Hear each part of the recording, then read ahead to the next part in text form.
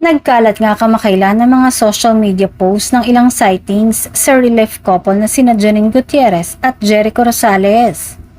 Anyway, wala naman na silang itinatago kaya okay lang kahit makuhanan sila ng video or picture ng ilang netizens sa mga pinupuntahan nila. Pero ayun nga, medyo limited pa rin ang mga pinopost nila about sa private life nila bilang magjowa.